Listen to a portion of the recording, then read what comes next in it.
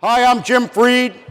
I got some announcements at the end, but right now I'm going to introduce our panelists. We got Daryl Carter, he's president of Maury Carter and Associates. You drive around Central Florida, you see their signs. If you need dirt, there's the dirt dude for Central Florida. We got Jim Stine. Jim Stine's the president of RAM. RAM's a diversified real estate investment firm. Did I get that part right? Yes, sir. All right. And then we got Ted McGowan. Ted's developing up by the port in Jacksonville. The reason that's important is because they have liquid natural gas, which means that's where the big tankers are going to go to fill up. So Ted knows what he's talking about Jacksonville. Jim knows what he's talking about South Florida. And we got Daryl here. Daryl, we're going to start with you. Tell me a little bit about what you see happening in Orlando. And while they can hear me without a mic, you better use yours. So Daryl, you know, I come here, I drive in, I see Steve McCraney's big deals going up on the south side off of the Turnpike. And I'm wondering, is industrial rolling? Is land, you know, what's about land? You know, land, you can't even touch that in Miami and make the numbers work. How's that happening here in Orlando? Thanks, Jim. Is this on? Can everybody hear me? Good afternoon. All the good speakers were already committed this afternoon, but I appreciate y'all being here to hear us. In terms of land, I kind of think in this group I'm the least interesting man in the world, but I'll give you a few little snapshots about what's going on in Central Florida. Got some cheat sheet here with some factoids, and then Jim, you can throw questions at us later. Oh yeah, I'm the king of manipulating the factoids. Real quick. Orlando MSA, that's Lake Orange, Osceola, and Seminole County, 2.3 million people as of the end of 2015. That compares to 2.3 million people, 1.6 million people in 2000. So we're experiencing good, robust growth in Central Florida.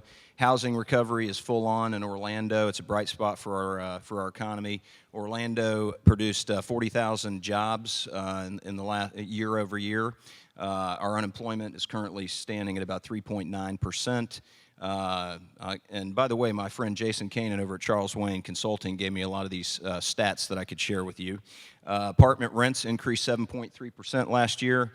We are rated number 2 nationally out of 80 commercial real estate markets behind Dallas. I bet there are other folks here in the room who would disagree with whether we're number 2 or not.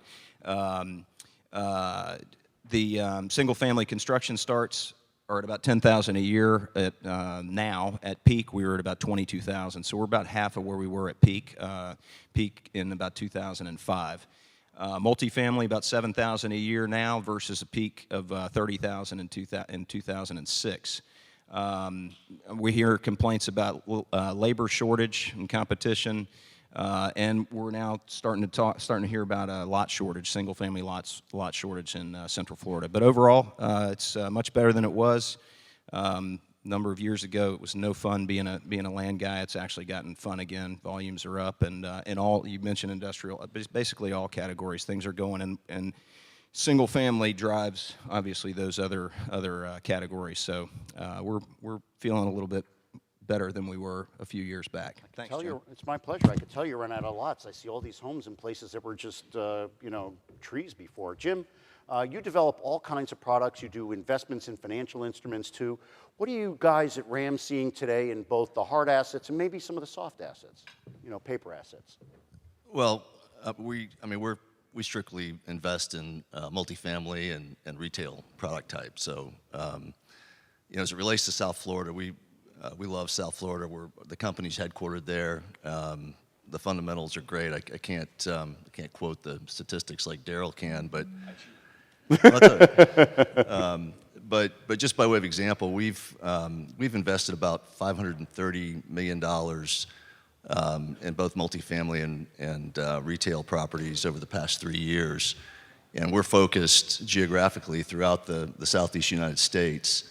And a third of that investment activity was in South Florida. So, we're strong believers. We're bullish on the market. In both the multifamily and the retail sector, vacancies are at historic lows. We still, we continue to see rent growth.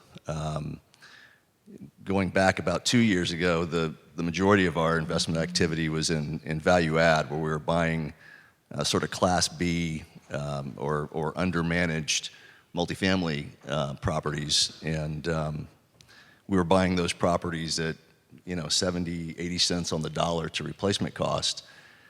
And over the course of the past 2 or 3 years, those properties have gotten bid up to the point now where they're trading for above replacement cost, and so that's not something that's interesting to us. So we're really primarily focused on ground up multifamily development in South Florida, and we've got about 400,000 square feet of retail development in the pipeline as well. So all you are is doing is developing and creating cash flow in the hottest sector in South Florida, apartments and retail. If you say so, yeah, that sounds sure. good. Well, people can't buy it now. Now, Ted, you do a little bit more on the industrial end. So we have a land guy, we got retail and apartments, and we have industrial. Tell me a little bit about what's going on in the Jacksonville area. Well, I was going to start out and explain where Jacksonville was, but I see quite a few people here that actually know it. Gil's here and Herschel Vineyard's here, and we've got a good representation here, and probably maybe one at every other table or so, so I'll skip that part. But we hold our own assets. We haven't acquired in quite a while. We primarily focus on occupancy and cash flow. A lot of our properties are up in Richmond. We are industrial now. The Jacksonville market, industrial, is about 120 million square feet, I think, and that compares to your market of Miami at about 420 million maybe. So we're catching up. We used to be the big city in the state, and then everything went right past us when Flagler moved his railroad down there. But Jacksonville's a great place to be, and it's got a lot of opportunities because you got, Ram and Stiles and everybody else down there bidding against each other, and there's some really good opportunities in Jacksonville as a result. We've got a lot of land, so Daryl's going to come up there and do that. But our industrial is kind of like everybody else. Saw about a 2% gain this past year, 10% vacancy right now. Office is in the 10% range, but downtown, downtown is the pig still. It's about 20%. And the big news was that the downtown Jacksonville dipped below 20% vacancy. A lot of that was due to Citizens Insurance moving 200,000 feet into the downtown market, so you didn't see a lot of real net absorption there. It was in a vacancy out in the suburbs now. So, but Jerry Millott is probably one of the best economic development people in the country, recognizes that, and he's doing a great job. We also in Jacksonville saw about 32,000 in job growth last year, so we're doing pretty good holding our own there. So retail is exciting with the town center. We've got some neat things going on. Skinner's just sold another 69 acres across from the Publix out at the town center. Heinz is going to do that. Heinz does a great project, so that should be a good product there. People are excited to have IKEA coming to Jacksonville, so we're really moving up in the market with that. Jacksonville's big time now. So.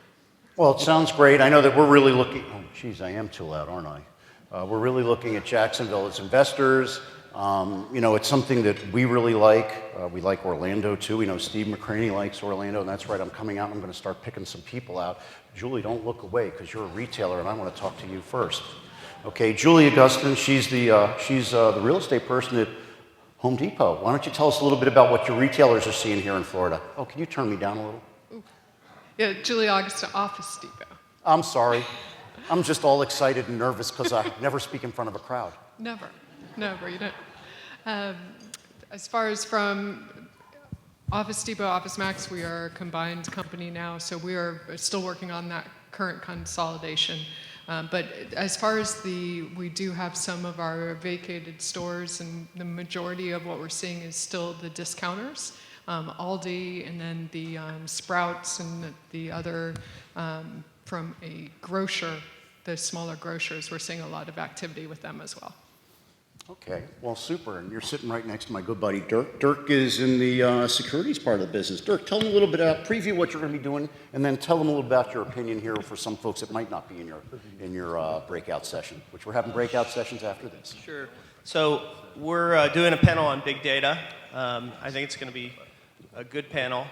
Green Street Advisors, which is the company I work for, data is everything to us, and we track it really closely, and we think about things a little differently than other people, especially when you think about capital expenditures and how much it takes to actually keep a property market competitive. Just to give you an example, apartments, most people would underwrite $300 a unit. It's actually 3-4 times that is the reality. So we're going to be doing a lot around that, and our firm has a pretty unique view in the marketplace right now. Our view is fundamentals look pretty good, but the capital markets, and Tom mentioned this earlier, the bond market in particular is really gapped out relative to real estate yields. And we think as a result of that, property values could drop this year. We're not saying it's going to drop 20%, but if we saw a decline of, call it 5 to 10%, we think that would probably make sense based on what we're seeing. So that's a pretty unique, it's a contrarian view, but the capital markets tend to be leading indicators of what's going to happen. So pay attention. Yeah, we'll be back after this with more of Dirk. Now we're going to go over to Edgar Jones. Edgar Jones, an old friend, one of the founders of the whole real estate advisory board. Now, Edgar, you're working on something a little bit special that's got a little bit international flavor there in South Florida. Why don't you tell folks just a minute or two what you got going on and what that means for Miami? I'm not that old now. Come on. No, we call guys like you AKs in Miami, man. Thank you. Yes, he's referring to the American Dream Miami project that is in Miami, or is planned to be in Miami. I'm lucky enough to be involved with that project. It just, basically shows the engine that drives the area train is really Miami, and Miami is so unique because of the influx of foreign capital and people from South America and other places just become a very hot place to be. And because of that, the folks that developed Mall of America and West Edmonton Mall are now doing the Mall American Dream project in the Meadowlands in New Jersey, decided that they wanted to look at the Miami market and are now planning a 7.2 million square foot facility there, which includes 3.5 million square feet, 2,000 of retail, 2,000 hotel rooms, and water park and a theme park. It's all very exciting. It all gets built at one time. So assuming we get approved this year, which we are hoping to, next year we'll start dirt work, and we hope to be completed by 2020. That'll throw 2 million square feet out there. It'll be fully operational at that time. And at the same time, the property just to our south is owned by the Graham families. I don't know, Phil Wiley, who graduated from our program a couple of years ago. He may be here today, but his family is part of the Graham family that are developing, as part of sort of our whole initiative in the area, another 6 million square feet, which includes, I think, 2,000 multifamily, plus about 1 million square feet of retail and some other office and so on. So it's exciting times, and it just shows you the strength of the area and the excitement in the area. I live in Miami, and I'm always excited, man. Now I want to talk to Ed Mitchell. Ed is with doing industrial down in South Florida with Duke. Duke Realty. Yeah, we got that right, didn't I? I You messed got it up right, twice Jim. so far, but I got you right. Go Well, I'm for it. Ed Mitchell with Duke Realty, and actually we have product all throughout the state of here in Florida. Well, perfect. Go for it. So we have about 10 million, 11 million square feet of industrial spread in really all the 4 major markets of the state: South Florida, Orlando, Tampa, and Jacksonville. And I mean, just in general, everything's doing extremely well leased, seeing a lot of rent growth, a lot of activity to fill only the couple vacancies we have. So things are good. Well, that's great. Well, it's good to know things are good here in the up part of the cycle, and Dirk thinks maybe it's a little bit overvalued. As Edgar's really blowing and going, but I want to talk, Woody, you're next. Don't look down. Don't look down. Let's talk a little office. You guys do a little office. Dan Woodward, you're on.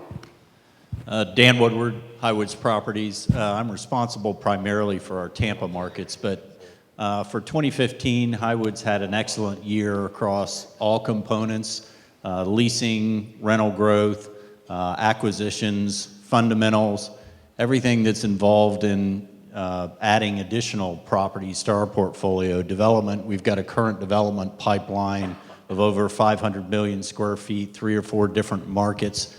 Most of them are either 100% leased or significantly leased, with a couple of exceptions in dominant markets, which we have single-digit vacancies. So everything's going pretty well on the office side. Wow, office, apartments, land, everything's just absolutely white hot, but Dirk thinks it's still maybe a little overvalued. I'm going to go back to you now, Jim.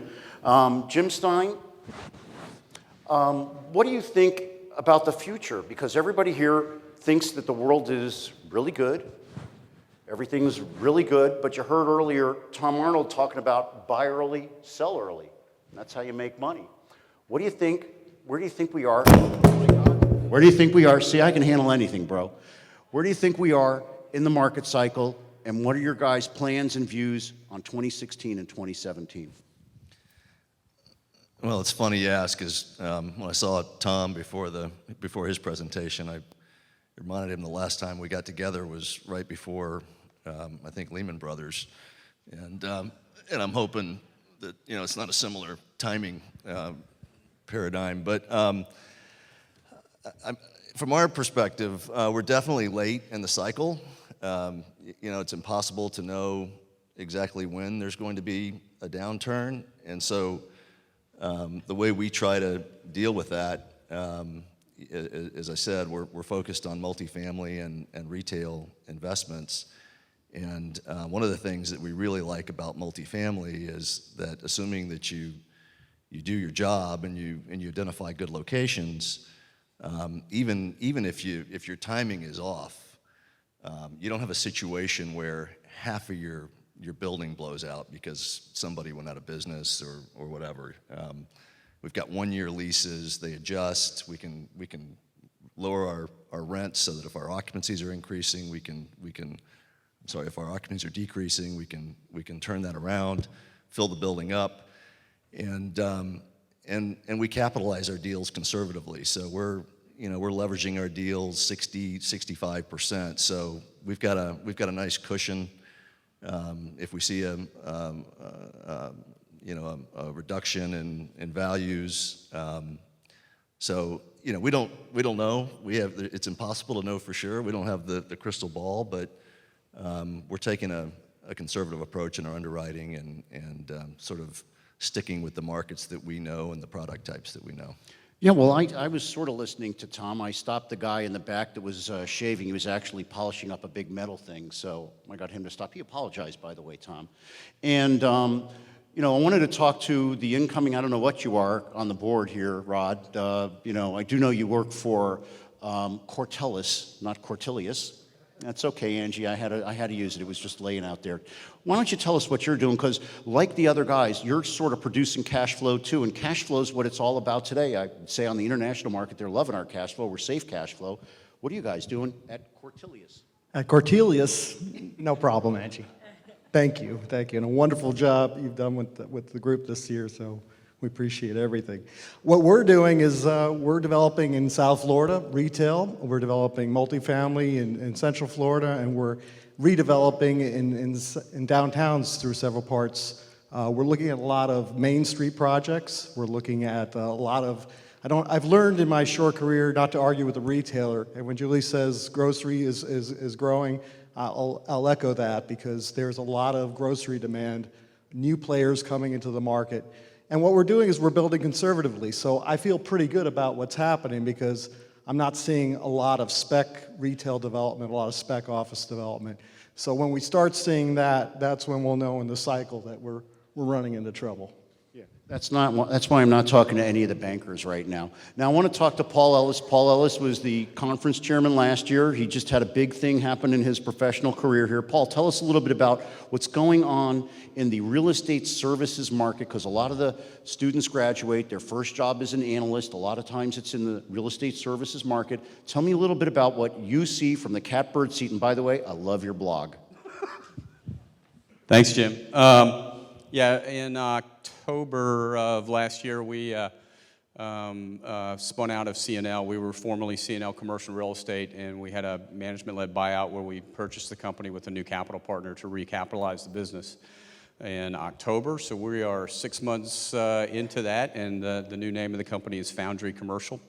We're all across the Southeast right now. We have close to 240 associates, and our model's a little bit different. We are, at our heart, a real estate services company.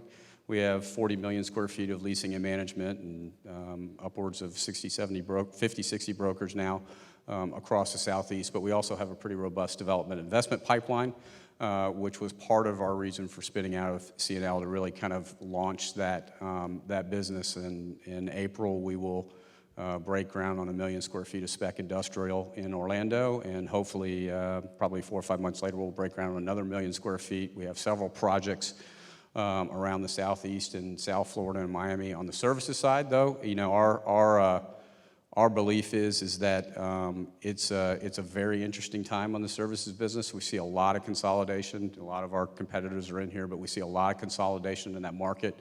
Everybody's kind of driving everybody else, you know, in terms of acquiring new firms and gaining scale, and we're playing a different game. We're really kind of focused on recruiting talent, new talent into the business that's really focused on servicing the customer as kind of their core belief in what they do. It's been a pretty fun time for us right now. Right. Is that good enough, Jim? That's okay. That's okay. That's good enough for me. Now, I'm going to walk over here, and I'm going to give him 10 seconds to figure it out. Steve, you're next. I was just saying we weren't going to talk to any bankers, but we will. Again, tease your session a little bit, Steve. Steve is Steve Cohn. He's the head of real estate lending. Is that okay to say? For Sabadell Bank. Sabadell is back in Miami. Steve and I have been talking about how Sabadell views this year versus last year, and I think it would be very interesting to talk about what we talked about on the phone if we could. Would that be okay? Steve Cohn.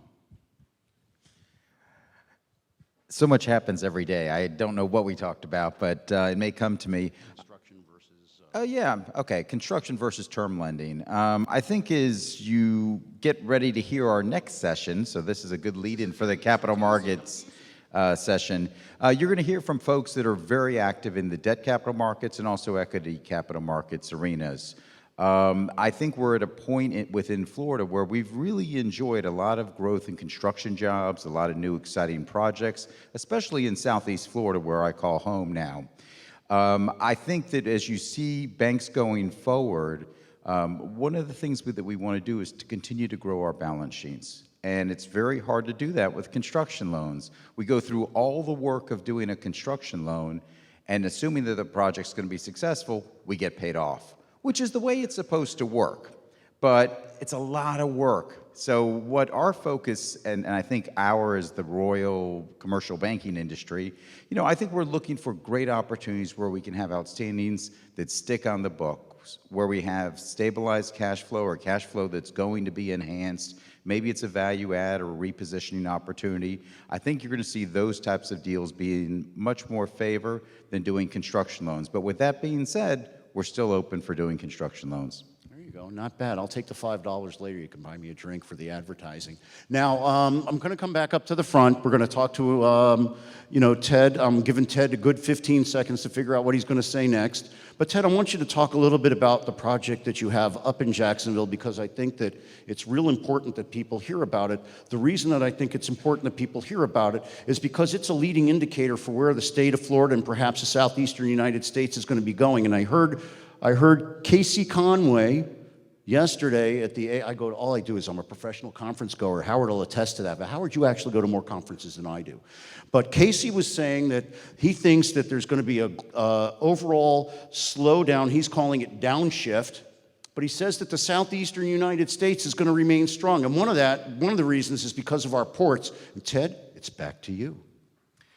Casey's a great source of information. He spoke at our fall conference, and I called him right after that because he said he had a database of all these airport tenants and airport transactions, and we actually own an airport that we operate, and we've been trying to focus on that, and that's a real opportunity right now because to diversify in the industrial markets is critical for us.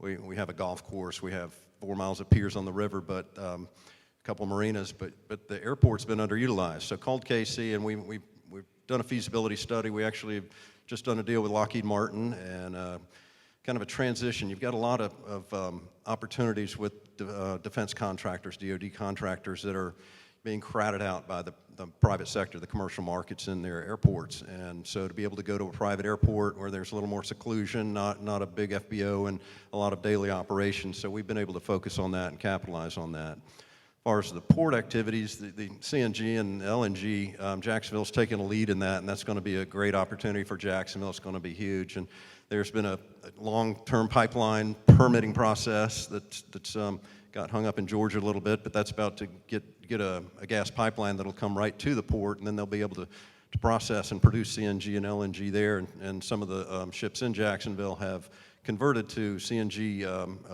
propulsion engines, particularly for the Caribbean markets. If you're within 200 miles of the coast, you have to use low sulfur diesel. It's real expensive. Going to the alternative fuels that are cheaper is a big issue. So Jacksonville's going to see a lot of growth as a result of that. We've also got a unique market. I don't know if it's going to take off yet. Anybody's heard of it, but it's compressed air. It's liquefied air, and how do you store windmill energy? You have to put it in batteries usually, but if you can use it to compress air and liquefy it, you can do that in the North Atlantic, put it in tankers, move it to a port, and instead of running oil to boil water, you just put the compressed, which is liquid nitrogen essentially, you put it in a boiler and it expands just like gas. And so that's a way to convert completely away from fossil fuels. It's a really neat market. There's a focus on that in a little segment in Jacksonville. Hopefully we'll hear a lot about that because that's really unlimited. It's an unlimited energy source.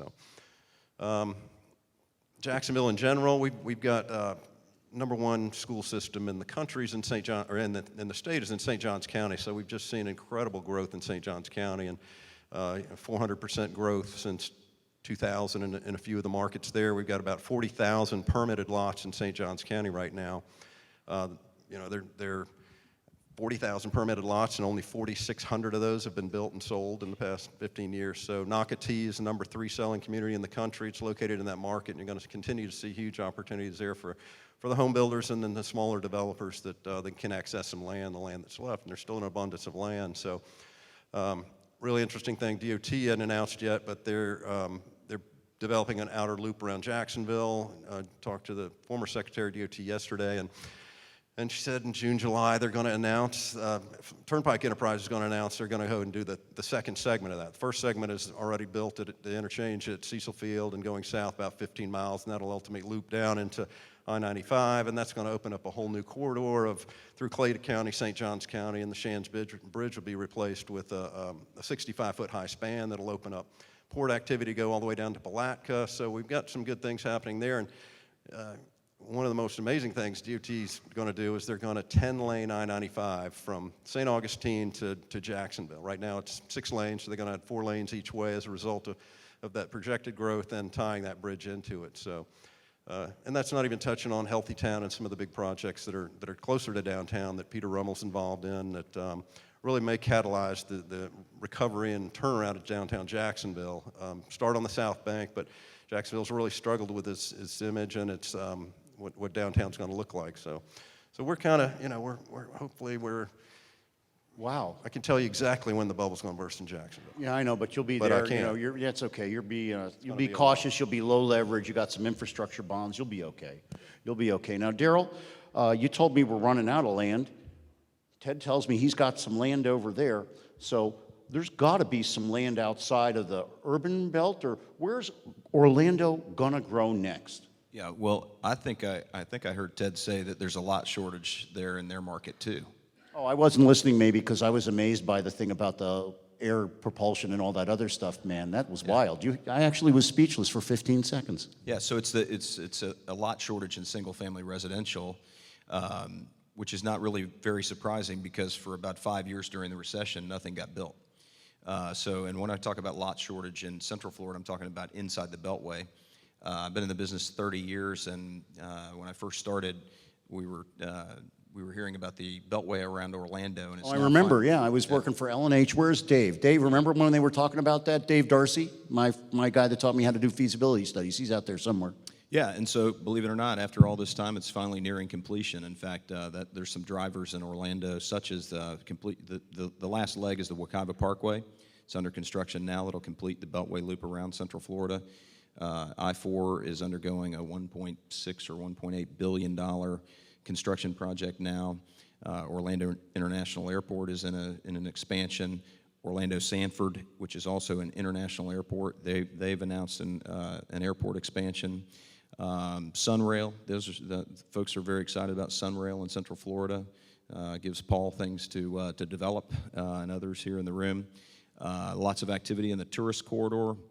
Is Robbie McGowan in the room? He's one of our fellow Gators. He just completed what is reported to be the largest land transaction in Central Florida tourist corridor history, Universal Studios just spent $130 million to buy 475 acres right around the corner from here. And so there's a lot of speculation about what their plans are for that property, what they're going to do with it. Most of us would probably guess some more themed attractions. More fun. More fun. Extend the visit, extend the stay. Yep. So we're home up in Seminole County. You got the UCF, our friends over at UCF, 63,000 students there. I don't know where that rates in terms of size of public universities. Tim Becker probably does know, or David Ling over there. Number one, okay. Yeah, so lots of exciting things going on around Central Florida. But the shortage would be in single-family lots inside the Beltway. There are some areas that are where I think there's some opportunities going forward. Northeastern Osceola County. You got, of course, Medical City down by the airport. That's on fire down there. Southwest Orange County, Horizons West. It's going out on the Beltway out in that area as well. So it's pretty much happening all around town. In downtown Orlando, Craig Usler may be in the room, and he's stewarding Creative Village, which is an exciting project downtown as well. Wow, that's amazing. I remember when they were like rationing water and you had to use paper plates out by UCF. It was amazing. Orlando has really come a long way. In fact, every place in the state has come a long way. I've been asking questions. A lot of people have been talking. Anybody have any questions that they want to bring up to the panel, ask the panel, maybe give us some insight on something that you've been working on? Yeah, go on. Students can go out there now. The students are going to go out and run around because I'm done. I got like a bad leg and I can't walk around. So anybody has a question, anybody want to contribute to the discussion? All I've been doing is talking to the board members. Maybe some people that have attended are here. Maybe there's some new board members. If not, I'm just going to keep running my radio show here and talking to everybody and asking everybody some questions. So anybody have anything they want to add to our discussion? Any ideas? Otherwise, I'm going to ask some of the guys in construction what's going on. Dale, I see you everywhere. You know everybody. Oh, we got a question? Oh, please. Hi there. Ooh, that's loud.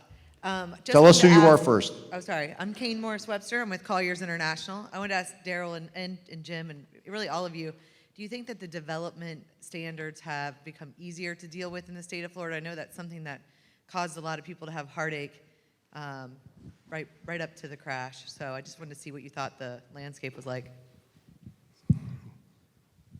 Well, I can tell you from our perspective in South Florida, it's just getting more and more difficult. I mean, there's nothing about it that's easy. We had a deal in Daryl that multifamily deal, a site that we were under contract to acquire, and had all the votes with the city commission for the site plan approval. Went for our second hearing, which would have been the final hearing, and two of the commissioners flipped and voted against us, and so it got delayed. So it cost us 12 to 18 months of time, which because of the current condition, or at least the condition at that point in time with construction cost, it cost us close to $5 million in additional construction costs. So it's definitely not getting easier. Kane, we need your government affairs expertise back on the trail there. Now, I want to talk to Dale Scott. Dale, I see him everywhere. He knows everybody. He's networking everybody. He's in the construction game. We haven't talked to anybody that's in the construction game yet. And Dale, the biggest issue besides the price of land is the price of the construction. What do you see? How's supply of the inputs, including labor? Talk a little bit about labor. Well, wow, that does. Well, one thing, if you're in my business and you're not doing well right now, you shouldn't be in my business. Construction is really going very well. We're back to pre-recession backlogs in volume. But there is a problem in construction that is not fixable in short term, and that's labor. If you look at the number of projects coming up, and just pick Miami, that Dream America, that's 10,000 construction workers. Those people don't exist right now. We don't know. I mean, it is a major, major problem right now. And it's something that is going to drive costs up. We've obviously just because of the nature of the business increasing in number of opportunities, we've seen since the end of 2013 to now pretty substantial cost increases. It's not back up to where it was in 2005 and 2006, but it's halfway there, and it's going to continue going up. Kind of knew that. That's why I was asking. Now, I want to talk to Howard Taft. Howard and I work together. He's on the other side of the office. The poor guy has to put up with my loud mouth all day long. I don't know how you get anything done, Howard, but you go to all the capital market stuff. We had Steve talk about the banks. We had Tom talk about the sovereign wealth funds. Why don't you talk to me a little bit about what's going to happen in CMBS and why that's a red flag on the horizon for real estate? I don't know why you read my mind. That's exactly what I was thinking about. I hear you all day Okay. Well, if you look at the four legs of a chair in the capital markets, you have your life companies, you have your banks, securitized lenders, and private lenders. And right now, I think one of the legs is getting kicked out. I know there's some securitized lenders here. I think Starwood's here, some other people. But we just closed a deal last week where the loan amount went down about 20%, and the rate went up about a point, just because of what's going on with Dodd-Frank and what's going on with the shrinking of the securitized market. And the people who aren't in every day, I know there's a lot of people here that are, tangentially in the business, but what's happening with Dodd-Frank in August of this year, in 16 actually, they're going to be requiring the securitized lenders to own a piece of the securitization, sort of like how Fannie Mae and Freddie Mac has had for years, where you have to have a retaining piece and own it. So what that's going to do is knock out a lot of the securitized lenders that aren't really bank-backed or that are private institutions. They have to borrow money, actually, through the warehousing line. So we're seeing spreads now in the 330 to 360 range, which translates to over 5%. So most of the borrowers here are used to seeing 4% money, 4.25%, 4.5%. Right now, the life companies, we inked a deal a little while ago at 3.85%, but a little less leverage and very, very strong property. But right now, you're seeing rates in the middle, 4.5%. But with the securitized lenders, I'm pretty nervous about them. We'll see what happens with Dodd-Frank and what happens in August. And we'll see who's retaining. There's about 30 lenders now, securitized lenders. We expect that to go down dramatically. Well, maybe some of them will go into construction for you, Dale. Maybe become laborers. I don't know. Andy, I want to talk to you. Andy's the chairman of the conference. Andy and I worked really hard to do this. Poor Andy's fighting a real cold, so I'm going to hand you the mic and then go back over a county away from here. But Andy, you operate in the hottest, or at least one of the perceived hottest market sectors, a little bit nuanced, multifamily. Why don't you tell everybody a little bit about what you guys do and what you're seeing happening in your market sector? Sure. Multifamily is very attractive right now because of the demographics.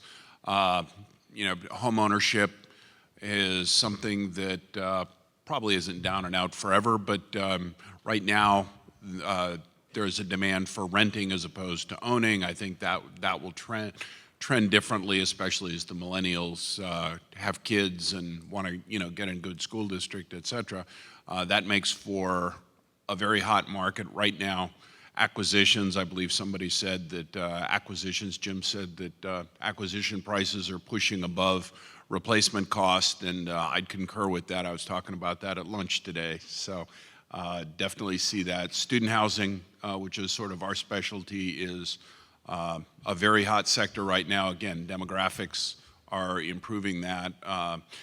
Students have an awful lot of disposable income, and they like to spend money on housing.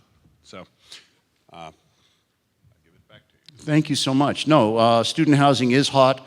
We're working on some student housing deals too. I want to move over to my friend David Moret. David is a real estate investor in South Florida. And David, I just wondered what your perspective is. You're out there, you're looking for deals. We talked about, we didn't say it this way, cap rate compression, the changes in values. You do a lot of retail. What are you seeing in retail? Are there any opportunities out there? Don't want you to get specific. You can do that later when we talk about deals we're going to do together. But talk in general about what you're seeing in the retail market as the retailers slow down their rollouts and slow down their development. Thanks, Jim. There's always opportunities in retail because there's new tenants coming in the market, and it's such a specialized segment where the difference between an owner who has access to tenants and information and one who doesn't is dramatic. So one of the better deals I think we were ever part of was done in May of 2007 because there was inefficient information. So, it's not a widely available distressed market anymore, obviously, but if you pick your spots and you can find a way to create value, there's still opportunity. You see, you missed my favorite term, though, information arbitrage. That's what he does. He does information arbitrage, and it's not really that easy anymore because when I got started working with Dave Darcy, we used to create our own information. We get the office guide, we get the CBR, well, then it was the Caldwell Banker report. We'd call Tom Kohler to find out what's going on in downtown Orlando. We'd put all that stuff together, get our Ouija board out, and try to project the future. We didn't have a beltway then. But it was all right, and you knew Orlando was going to grow because people were going to move here. You knew that South Florida was going to grow because, my goodness, just look at it on the map. So I just want to take a couple more minutes, and guys, give me what you see in 2017.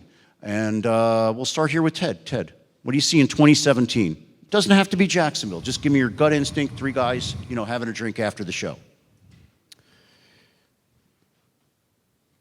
2017, still optimistic on Jacksonville, on our markets. I think we're going to continue to ride that up. Wawa's coming in, bringing 25 deals. I don't know how indicative of that is, but... somebody's going to make some money. Yeah, somebody's going to make some money. There are opportunities there. We weren't overheated. We haven't seen a lot of construction. There's not a single crane on the horizon, so... one of the bigger indicators is probably next time we see a crane, it'll be demolished buildings. The Berkman Plazas never really moved forward. So the market's not overheated in Jacksonville, and there's still some niche opportunities that are going to continue to go. Quality of life's improving. That's been the focus. Again, we've got a great economic development team there that's going to continue to improve the quality of life, bring the jobs there based on that. So all the markets are pretty good. Office is still going to be flat because a lot of people are working at home or whatever. We're seeing that trend and the fruits of it. It's just impossible to get to work. I mean, where I live, it's just ridiculous. It's gone from 13 minutes to my office to 19 minutes, but that's 6 minutes of absolute pure hell. Well, when gas is free, that's what they say happens, everybody. There's no obstacle to driving and to direct disproportionate curve that miles driven with fuel prices is, because we've noticed it. Just we were trying to figure out have we grown that much, but I think that's really accurate. So. Yeah, well, I'm seeing what I'm going to see is like I think we're going to have more and more activity centers. Certainly in South Florida, people are going to live and work and play in a vertically integrated area, and I got to believe that RAM is going to take advantage of that by building in good urban cores and maybe some mixed use stuff. Jim, what do you see in 2017? And Daryl, you're up next. I'm still working on 2016. I haven't quite gotten to 2017. As I said in my opening comments, we've invested about $530 million over the past 3 years. In that same period of time, we've sold about $600 million in assets. So we think it's a great time to be a seller. I think we'll continue to be a net seller through 2016, and in terms of how we invest and where we invest in 2017, it'll be the same thing that we're doing now: multifamily, retail investments in our core markets. We think all of our core markets are good long-term. They're good markets to be in and places to be in, and so there's always opportunities, right? Oh yeah. So we'll just stick to our knitting, and we've got capital. We're in the process now of raising our fourth fund, and we'll be busy deploying that capital. So are you in a growth mode? We got a lot of young people out here. Oh, absolutely. I mean, we're in terms of South Florida, we've got about 1,000 units under construction right now, multifamily rental units. We've got another 1,700 in the development pipeline. A couple of those deals are mixed use deals, so there's some retail component to that as well. So we're absolutely long-term bullish. Yeah, it's very exciting. I love your company. I'm actually going to go to this West Palm Beach ULI thing because I want to meet Mr. Cummings himself. And he's going to be there. I can't wait. It's going to be awesome. Daryl, what do you see coming up in Orlando? The completion of the Beltway, I guess, is going to really drive some really good perimeter development, maybe. Yeah, I think... I say perimeter? My God. And I have a friend who predicts that the the I-4 Ultimate, which by the way is about a 6-year construction project, which will probably turn into 8, is actually going to drive development out onto the Beltway. People are avoiding I-4, and so he's actually predicting we'll see maybe some perimeter office development around the Beltway. Remains to be seen whether that happens or not. But what do I think about the market going forward? That's why I come here. I really, I don't know. I'm not very good at predicting, but at least I'm optimistic, cautiously optimistic about Orlando. We got low unemployment.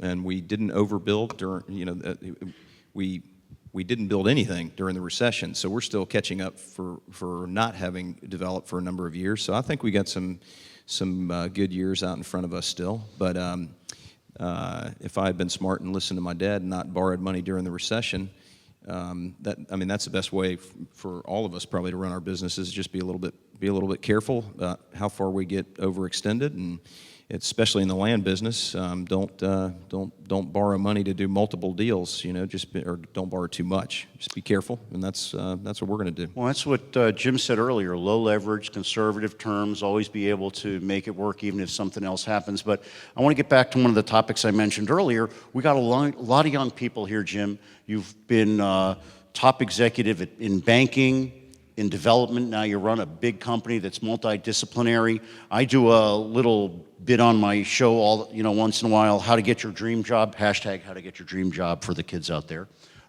What advice would you give somebody that's just graduating, they've really committed, they've got student loan debt now, they've got to get a real good career going? What would you give advice for a student that's out there? What sector, what type of place, where would you advise them to start their career? Well, you were in banking. That was a good place to start, wasn't it? Well, the advice that, I've been involved in this program for, a long time. And I've mentored a bunch of the students and spent a lot of time with the students. And the advice that I give these students is to take advantage of this incredible network that's here. God bless. I tell the students, get out, meet with as many board members as you can, and just build that network, because you don't know, and you don't know where the market's going or where it's headed, and the more good relationships you have with good people, the better your odds are of finding employment, I think. Well, beyond that, it goes through life, and that's one of the important things. I'm going to give a 2-second advertisement. It's one of the important things about being involved here on the board is that it's that community that you have with the people, and it doesn't necessarily have to be as a board person. You can get started, just coming to the events and meeting people, but it's like a fraternity, and we treat each other like family. And I can tell you from personal experience that many people here, when I've had an issue or a problem or just needed some advice, they're there. And the reason you're coming to the conference today may be, in your mind, the primary reason may be to get information. But really, what it really is here in this room is just what Jim said. It's relationships. Relationships, there's people here where they've met, their families have combined, some of them have had their kids marry each other. It's just actually a very beautiful thing when you see that kind of thing. And now I'm an old man, so I see that, and no, I don't take HGH, and I do not dye my hair, but I am getting a 5-head up here. Now, we're going to go for some last comments here. Anybody else have any questions? Because I've been doing the Jim Fried show up here, and that can get really boring. I see people looking at their iPads and their iPhones, and I took some selfies so that I could hopefully get some people's attention back up here. But anybody have any questions out there? Anybody have any comments or something they want to add? Maybe a tip or something that they can give some of the students? Oh, everybody's really just looking up here. So I'm just going to ask Ted, one last thought about what you think people need to know as a takeaway on Jacksonville. We know it's growing. We know it's got great education. I know that we go up there all the time to look at a variety of investments. We used to think it was like the last place we want to go. Now it's actually the first place we want to go. And Ted, what do you think is the key to Jacksonville continuing to remain a good, solid real estate business environment? Softball. Are you really not paying us after 5? I'm telling you, after 5, forget about it. But at 6, you can come on my radio show for free, I promise. Well, to the earlier question first, it's definitely a network. Take advantage of it. This group of students has a great diverse background, whether some construction undergrads and a lot of different things. So just be patient. You're going to have a lot of opportunities just because of this network, but because of your credentials. Y'all have done a great job, and things will open up for you. Remain ethical. Don't talk bad about anybody. No matter, a lot of people will tee you up for that just to test you. There's a lot of wisdom here outside of the real estate industry that you can learn from people. So, open conversations through today and tomorrow. I know Pam's probably got everybody placed already, but Jacksonville does have some good opportunities. Jeff Kahn is in Cuba right now, and that's why I'm here, because he couldn't speak. I think you still That's have true. to, You are the backup guy on that. That's and Jeff, true. I've got 5 kids, and if I had open spots, they'd all be working for me. I only have 1 there now, but so they're limited opportunities. Jeff's hired a couple people from the program, and they're, I think he had opportunities to hire other people that he may have known or whatever, but he hired because of the program. He was chair of the program 3 years ago, and you'll be well respected. You'll have a lot of opportunities to pick from, and it'll be different than you expect. Usually, that you can chart your course, but things will be different. Be flexible, and then as you move forward, things will open up to you. I was looking at some of the statistics, and they're talking 15 years out, and I was going, wow, just think what these kids are thinking 15 years out. That's really maybe not on their minds right now, but that'll go quickly, and you'll go through these cycles. Don't get over leveraged. That's our real risk right now. I think everybody knows that cost of capital, and that could kill us all and may at some point. But and Jacksonville's like anywhere else. We've got a lot of vacant land, and there's going to be opportunities. A lot of people that are working really hard to make things happen. That's what's going to make Jacksonville happen, is the people that are there. It's a great environment, like all of Florida. So. Okay, well, just like I said, it's just like 3 guys sitting in the restaurant and talking, and people might want to listen. And Daryl, I want, you've been really involved. You and your office mate, John Crossman's out there. What a great supporter he's been of the university and many universities across the country. And, one of the things that we do, and a couple of people came up to me and they said, Jim, can you get me into the meeting for free? Can you get somebody into the... And this really isn't a conference. While it says it on the front, and we are generating good, solid information, what this really is a place where we come together to give advice to the students and to raise money for scholarships for the students, and it's real important. So if you have the opportunity to be a sponsor, hey, I'm the sponsorship chairman. Why not, right? If you have the chance to sponsor, most, if not all of the money, I think it's all the money goes to help the students go on their, defer their expenses. And a lot of kids have to go up there. It's not cheap. You see it on TV. I got out of school with an MBA for $12,500 in debt. That doesn't buy you a quarter, and I guess it's a semester anymore. So that's why we come together. We raise money. We'll talk about that maybe later. But Daryl, what are your thoughts? You've been at Bedrock here on the program for a while. I can't say anything better than what my colleagues up here had to say. I was just going to say, though, you mentioned John Crossman. It's almost like you teed it up.